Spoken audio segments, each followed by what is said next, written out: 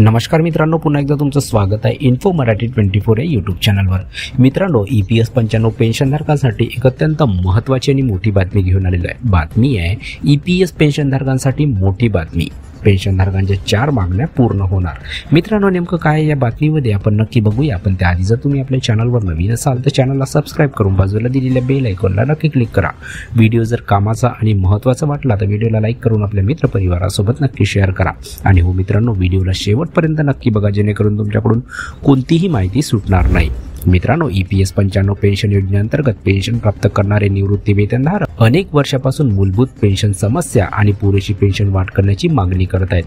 पेन्शनची रक्कम अत्यंत अत्यल्प आहे, जी जगण्यासाठी अपुरी आहे। या संदर्भात राष्ट्रीय संघर्ष समितीने माननीय खासदारांना त्यांच्या न्याय मागण्या संसदेत मांडण्याचे आणि पेन्शनधारकांच्या कल्याणासाठी ठोस पावले उचलण्याचे आवाहन केले आहे। EPS 95 पेन्शन योजनेअंतर्गत पेन्शन मिळवणाऱ्या निवृत्ती वेतनधारकांना सार्वजनिक, सहकारी आणि खासगी संस्थांमध्ये 30 ते 35 वर्ष काम केल्यानंतरही अत्यंत कमी पेन्शन मिळते। सरासरी एका निवृत्ती वेतनधारकाला केवळ 1170 रुपये मासिक पेन्शन मिळत आहे, जे वृद्ध जोडप्याच्या जगण्यासाठी अपुरे आहे।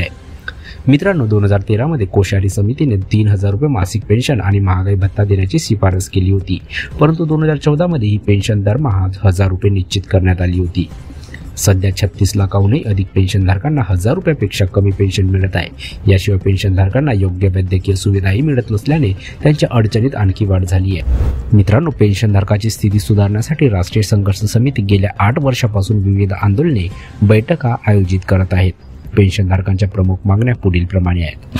किमान पेन्शन वाढ। मित्रांनो, किमान निवृत्ती वेतन 1000 रुपयावरून 7500 रुपये मासिक केले पाहिजे, त्यात महागाई भत्त्याचाही समावेश असावा। ही मागणी कोश्यारी समितीच्या शिफारसीच्या अनुषंगाने आहे। 10 वर्षात वाढलेली महागाई लक्षात घेऊन करण्यात आलेली आहे। पेन्शनधारकांना मोफत वैद्यकीय सुविधा। मित्रांनो, EPS 95 निवृत्ती वेतनधारक आणि त्यांच्या जोडीदारांना मोफत वैद्यकीय सुविधा देण्यात याव्यात।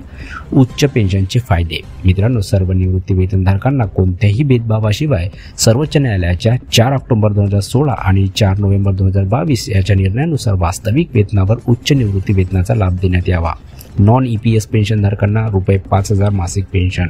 मित्रांनो, नॉन EPS पेन्शनधारकांना 5000 रुपये मासिक पेन्शन देण्यात यावी अशी मागणी करण्यात आलेली आहे। केंद्र सरकारकडे तातडीने कारवाईचे आवाहन। मित्रांनो, देशव्यापी आंदोलन आणि अनेक खासदार आणि मंत्र्यांच्या बैठका होऊनही पेन्शनधारकाचे प्रश्न अद्याप सुटलेले नाहीत। पेन्शनधारकांची स्थिती दिवसेंदिवस बिकट होत असून पेन्शन न वाढवता अनेक पेन्शनधारकांचा मृत्यू होत आहे।